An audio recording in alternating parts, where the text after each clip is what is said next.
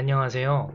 오늘은 제가 어떻게 제 껍데기와도 같았던 이고를 벗어 던지고 전체를 깨닫게 될 수 있었는지 저의 일화를 한번 이야기해 보려고 합니다. 여러분 고양이 많이들 좋아하시죠? 예전에 저도 고양이를 무척이나 좋아했습니다. 그래서 난 걔보다 고양이가 좋더라. 고양이 기르고 싶어.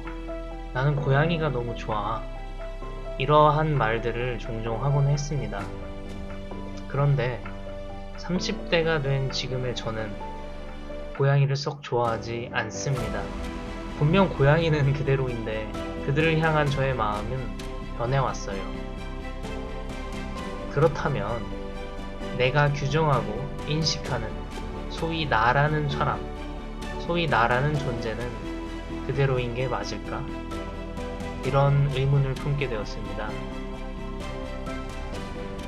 기억을 거슬러 올라가서 저의 고양이에 대한 인식 변화를 이야기 한번 해보겠습니다. 먼저 어렸을 적 유년 시절에는 저희 아버지가 들려주신 이야기가 생각이 나요. 월남전에 참전하셨던 아버지는 본인이 당시 그곳에서 겪은 경험으로 인하여 고양이는 사람에게 해를 끼치거나 복수를 하기도 하는 영악한 동물이라는 인식을 가지고 계셨어요. 그로 인해서 다소 부정적인 고양이에 대한 그런 이미지가 있으셨고, 그런 이야기를 어린 저에게 해주심으로써 저 역시도 부정적인 이미지를 가지게 됐어요. 그러던 중 성인이 돼서 고양이에 대한 인식이 변화하는 일이 있었어요. 언제부턴지 모르겠는데 TV, 영화, 미디어들에서 선호하는 캐릭터들이 변화하기 시작했어요. 예전에는 뭔가 좀 착하고 이런 좀 정석적인 캐릭터들이 인기를 얻었다면 언제부터인지는 뭔가 자기 신념대로 이렇게 살면서 남의 눈치를 보지 않고 마이웨이식으로 살아가는 그런 캐릭터들이 호감의 이미지로 그려지더라고요. 그래서인지 저 역시 20대의 저 역시 그들의 그런 모습을 되게 쿨하다고 생각했고 그 삶의 방식을 담고 싶어졌어요. 저에게 긍정적인 이미지로 인식이 된 거죠. 이때를 계기로 고양이란 동물에 대해 제가 재정의를 하게 된 것 같아요. 어렸을 때는 그저 아버지가 해주신 이야기를 뭔가 필터 없이 받아들이고 그런 인식을 가졌었다면 이때는 저 스스로 선택을 한 거죠. 왜 그러냐면 아까 위에 말한 그런 마이웨이식 캐릭터들, 뭔가 쿨하다고 느껴졌던 그런 캐릭터들이 고양이의 모습과 아주 닮았다고 저 스스로 여겼기 때문이에요. 고양이의 그런 도도함, 그리고 뭔가 개와는 달리 사람을 본체 만체 하기도 하고 하니까 그런 모습들이 뭔가 쿨하고 마이웨이식 그런 이미지를 느꼈고, 그래서 저는 그 고양이가 가지고 있는 그런 이미지, 누구나 다 아는 이미지죠. 그 이미지를 빌려서 나 자신을 다른 사람들에게 보다 더 잘 표현하고자 하는 욕구가 있었던 것 같습니다. 다시 말하면 나 자신의 인종 욕구의 대상으로서 고양이가 가진 이미지를 좋아했고 그것을 가져다 썼을 뿐, 저는 고양이란 동물을 순수하게 좋아한 적이 없다라는 것을 깨달았어요. 자, 그리고 그렇게 시간이 흘러서 비교적 최근의 일인데요.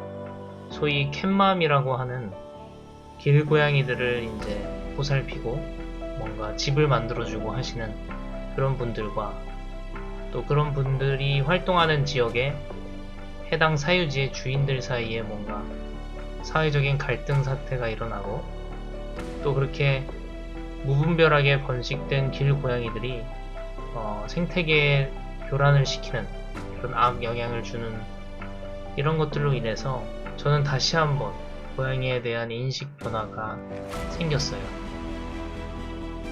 예전과는 다르게 고양이가 많은 카페에 가거나 아니면 고양이를 막 귀여워하는 사람들을 봐도 부정적으로 반응하는 제 자신을 발견하게 된 거죠. 여기서도 고양이가 변했습니까? 아니죠. 고양이는 항상 그대로였고 그 대상을 바라보는 제 시각이 변한 거죠. 이러한 생각의 전개는 나와 남이라는 그 뚜렷한 구분에 균열을 내고 그 구분을 흐릿하게 만들었어요.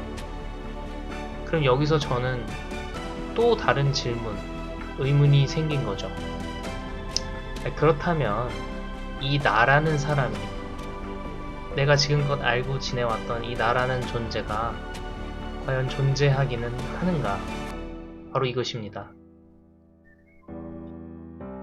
나라고 믿어왔던 그 의식, 뭔가 관념들, 이런 것들이 마치 흐르는 물과 같아서 계속해서 바뀌고 있고, 심지어 생물학적, 과학적으로 내 몸을 구성하는 그 세포들조차 끊임없이 변하는데, 고여있는 물인 줄로만 알았던 나의 의식이 계속해서 흐르는 물이고, 계속해서 흐른다는 것은 기존의 것들이 없어지고 다른 물이 흘러 들어오고 결국 계속해서 바뀐다는 거죠. 그렇다면 이 근원은 과연 무엇인가? 더 나아가서 이 흐름을 따라가면 무언가 더 거대한 흐름이 있는 것은 아닐까? 거대한 우주, 전체, 혹은 신, 양자장, 미지의 영역, 정확히 규정할 수 없는 그 어떤 것. 중요한 것은 나라는 존재가 내가 만든 환상에 가까울 뿐 존재하지 않는다는 거였어요. 위에서 쭉 지금까지 말씀드린 사고의 과정, 사고의 흐름을 통해서 나와 남, 즉 나와 세상 간의 그런 경계와 구분이 흐릿해지면서 나라는 존재에 뭔가 내가 두르고 있던 단단한 갑옷에 금이 가버리고 마치 벗겨진 것과 같았어요. 내가 나라고 굳게 믿고 왔던 그런 고인물은 사실 흐르고 계속해서 변화해 왔었고 나는 존재하지 않은 거거든요. 그런데 여기서 그 큰 흐름이 곧 나이자 나 외에 모든 다른 사람들이고 내가 알고 있는 세상, 그 전부이더라고요. 그러면 여기서 의문이 생기실 수 있어요. 아니, 그래서 내가 지금까지 알던 이 나로 살던 아니면 그 전체로 살던 대체 무슨 차이인 건데? 자, 내가 전체임을 깨닫는 것은 곧 현재를 사는 것과 같아요. 그리고 이 현재에 사는 것, 현존하는 것이야말로 우리에게 주어진 인생을 행복하게 살 수 있는 비결 중에 비결이기 때문이에요. 한 예를 들어보겠습니다. 내가 농부라고 하면 내가 열심히 이렇게 기르고 재배하는 그런 농작물들이 참 너무나도 소중하겠죠. 그런데 그런 농작물들을 갉아먹는 또는 상하게 만드는 해충, 곤충 이런 것들이 농부의 입장에서는 너무나도 얄미운 눈의 가시와 같겠죠. 하지만 농부의 시선이 아닌 전체의 시선으로 본다면 이것 또한 아주 자연스러운 조화일 뿐이거든요. 굳이 농부의 예시를 들 것도 없습니다. 우리 모두는 남의 일에 대해서 객관적인 시각을 유지할 수 있거든요. 소위 말해 강 건너 불구경한다고 하죠. 그렇지만 그 같은 일이 만약에 나에게 벌어졌다면 10충8구 그렇게 강 건너 불구경하는 마음을 유지할 수 없어요. 그렇지만 여기서 위에 말한 것처럼 당신이 그리고 우리가 나 자신이 내가 알던 내가 아니고 전체인 것을 깨닫는다면 그래서 더 넓고 거시적인 시각으로서 모든 현상과 상황들을 들여다본다면 이것은 그야말로 하나의 아름다운 조화가 될 수 있습니다. 내가 아닌 남에게 일어난 일에 대해서 초연함을 유지하는 것처럼 그게 나에게 일어난 일일지라도 그렇게 초연함을 유지하면서 바라볼 수 있게 되는 거예요.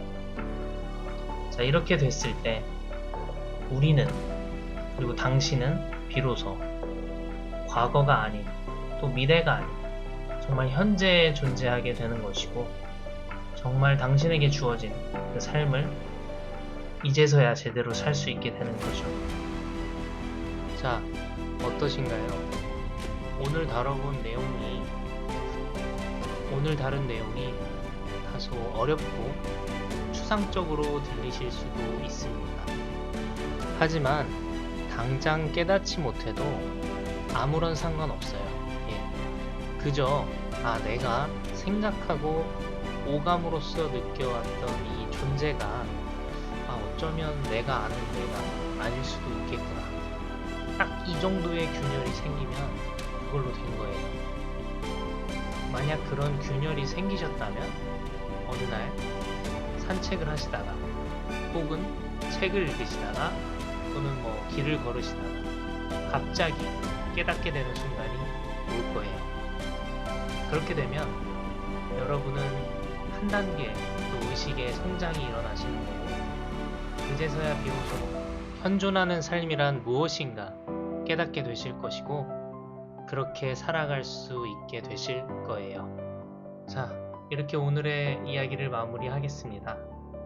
여러분이 주시는 좋아요와 구독은 저에게 큰 기쁨이자 보람입니다. 시청해주셔서 감사합니다.